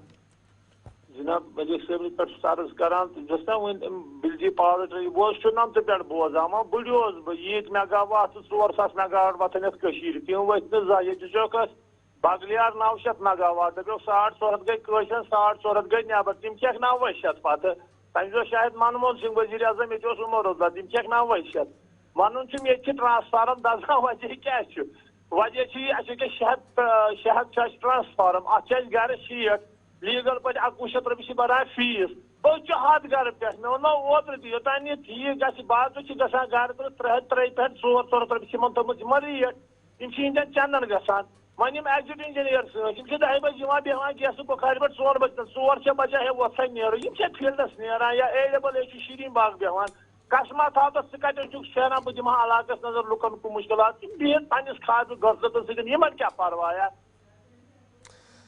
सड़ा शुक्रिया कॉल करने बापत बिल्कुल अफसरन पज वनकस नबर नेरुन और मे उम्मीद कि वजीर आला तुम श्रीनगरस अंदर तिमन तज थोड़ा सा पन्ने कमर मज नबर नीर मीटिंगों मज नबर लुकन सत करें युत जन तिमन यह एहसास पैद गि और तिमन लग पता कि लुक कमन मुश्किलातन अंदर वनकस दरपेश तिमन पज अवामी दरबारन संज कर युत अवाम तिमन से बराह रास्त कत हे तो यम कत तिमन ताम वातना हो कि कित पे अफसर कमरन मज बिहित तुह गलत इन्फॉर्मेशन वक्तन फवक्तन दिवान तिमन योत सवाल क्या लेफ्टिनेंट गवर्नर साहब तिमन सही गसान सही हालात तिमन तमाम वन कि यम कि वारिया लट क्या तिम फैसले ती गई यम गसन गि और नतीज पत गलत तस एक और कॉलर हमारे साथ है जी हेलो जी नाम बताएं अपना कहां से हेलो हेलो चलिए नेक्स्ट कॉलर लाइन ड्रॉप हुई है नेक्स्ट कॉलर हेलो आप तक आवाज पहुंच रही है 4 नंबर्स 125876699488 ये चारों नंबर्स कोई एक भी आप किसी एक पे कॉल करें और जब नंबर आप डायल करते हैं 0191 मत लगाना। अच्छा ये बड़ा इंपॉर्टेंट टीवी की आवाज आप बंद करें क्योंकि हमारे एमसीआर में भी जो सिस्टम है ना वो बड़ा डिफिकल्ट हो रहा है आपके साथ गुफ्तगू करना। कॉलर दीजिएगा जी जल्दी से। हेलो हेलो अस्सलाम वालेकुम। जी वालेकुम सलाम। बात सोबर पे अहन हेलो टीवी आवाज करियो बंद तो वनियो पन मसले बात सोपोर पे बशीर अहमद। जी बशीर साहब वनियो पोल दपान 2015 मज गयामत ग चलो जनाब अत पे करू तुम इंतजार आज शाम हाव सह सोरे प्रोग्राम कयामत आसार नुमाया गमत वारिया तम तुह पता अस पता बहरहाल प्रोग्राम आसिफ साहब तरतीब करनोमुत आज शाम 5 बजे है ना 5 बजे बह यह बेसिकली पेशन गोई कर्म बाबा वांगे तम कॉलेज पेशन गोई तथ अंदर पेशन गोई सही साबित सपद तथ अंद सोरे प्रोग्राम तरतीब दिन आमुत तुम वो बाकी अल्लाह ताला तम कयामत कम दो यह लेकिन पेशन गोई ये पे लगभग सारी वनकस वुचान कि तम 67% सही गम साबित 2015 के हवाले क्या तमो वोनमुत तम मन कह कथ प्रोग्राम तम 5 बजे रुजो तुम तथ प्रोग्राम वुचान तुह लग सारी कत पता। चलिए जी लास्ट कॉल दीजिएगा उसके बाद वेदर अपडेट भी दे देते। हेलो अस्सलाम वालेकुम। जी वालेकुम सलाम। ठीक पा अल्हम्दुलिल्लाह सर। सर गवर्नर साहब अर्ज KVIC कर चंदर पे कर मगर अस बच्चे नबर पारान तिम क्या हेको कर तिम कित कर हेको सर नबर किस मामलस मन मे वन ज्यादा खबर क्या चूंकि मे क्या रिश्तेदार नबर तम परेशान क्या करो लेकिन वह अगर ये डिप्टी कमिश्नर तम थोक वो तम क्या हेकन अत कर KYC हेकन तम तत कर सो गसे अप्रूव न गसे अप्रूव सह थोड़ा सा पता कर मे थोड़ा सा दी मे मौक इंशाल्लाह पता करो मशीन बचो अप्रूव मशीन रटा अच्छा सह अप्रूव गा इंशाल्लाह बह वुचन कि बैरूनी रियासत तथ सिलसिलस अंदर क्या इंशाल्लाह जरूर करो मजकूर वजीर सत या जिम्मेदारन सत और ये अमुक पस मंजर हल सह वातनाओ तम जरूर। बहुत बहुत शुक्रिया जी ज्वाइन करने के लिए हमारे साथ कॉल करने के लिए अभी तक हमारे साथ। लेकिन ज़रा वक्त हो गया आपको अपडेट करें कि रात जम्मू कश्मीर की किस तरीके से गुजरी है। जो बाहर बैठे हैं और जम्मू कश्मीर को देख रहे हैं ज़रा उनके लिए ये बड़ी अहम खबर है कि रात का दर्जा हरारत मुसलसल गिर रहा है, मनफी हो रहा है और रात का दर्जा हरारत जो श्रीनगर का रहा है वो 7.3 डिग्री। परसों 1-2 दिन पहले 8 था, आज 7 है। मैंने जो बताया था पहले कि सुबह 6 था, रात का दर्जा हरारत 7 था। और काजीगुंड के अंदर -6.6, कुपवाड़ा जिले के अंदर भी -6.4, पहलगाम सबसे सर्दतरीन इलाका -8.4 और गुलमर्ग के अंदर -6, यानी काजीगुंड, कुपवाड़ा और गुलमर्ग में 6, बाकी आपको 8 और 7 नजर आएंगी। सोनमर्ग में जहां हल्की बर्फबारी पहाड़ों पर हुई थी -8.5 डिग्री सेल्सियस रिकॉर्ड किया गया रात का दर्जा हरारत। कोकरनाग के अंदर -5.4, पुलवामा के अंदर -9.1, शुपियां के अंदर -9.1 और बडगाम के अंदर -7.8 डिग्री रिकॉर्ड किया गया है। इसके मुकाबले में जम्मू सूबे में जब आप आते हैं तो रात का दर्जा हरारत किस तरीके का है, 7.1 जम्मू के अंदर। आज पूरे दिन धूप रहेगी, तकरीबन 18-19 डिग्री के आसपास दिन में दर्जा हरारत रहेगा। बानिहाल -1.3, दिन में बादल दिखेंगे आपको क्योंकि कश्मीर का असर यहाँ पर भी है। बदरवा पहाड़ी इलाका है, रात का दर्जा हरारत -1.6। सूरत हाल वैसी है, धूप और बारिशें, बादल और धूप आपके साथ साथ चलती रहेगी। कटरा के अंदर खिली धूप होगी, 6.7 रात का दर्जा हरारत रहा है। किश्तवाड़ के अंदर 0.5 डिग्री रहा है, जो सर्द इलाका माना जा रहा है, लेकिन यहाँ पर भी धूप होगी। सांबा रात का दर्जा हरारत 6.3 डिग्री, पुंछ के अंदर 2.9 डिग्री रिकॉर्ड किया गया है। दोनों जगहों पर आज धूप होगी दिन में, लेकिन लद्दाख आते आते सूरत हाल एंटायरली डिफरेंट है, जहाँ रात का दर्जा हरारत करगिल के अंदर -12 डिग्री रिकॉर्ड किया गया है। लेह के अंदर 12.6 डिग्री रिकॉर्ड किया गया है और द्रास सर्दतरीन इलाका जो डबल डिजिट में लगातार चल रहा है -20 डिग्री सेल्सियस रिकॉर्ड किया गया। और यहाँ पर भी बादल और धूप आज पूरे दिन आपको दिखेंगे, हल्की धूप दिखेगी, बादल का सबसे ज्यादा असर आपको इन इलाकों के अंदर दिखेगा। तो फिलहाल प्रोग्राम सलाम जेके में आज हमारे साथ बस इतना ही। आप बने रहेंगे हमारे साथ, खबर, तज्जिया और तबसरा मुसलसल जारी रहेगा। छोटा सा वक्फा होगा, वक्फे के उस पार खबरनामा हिंदी में।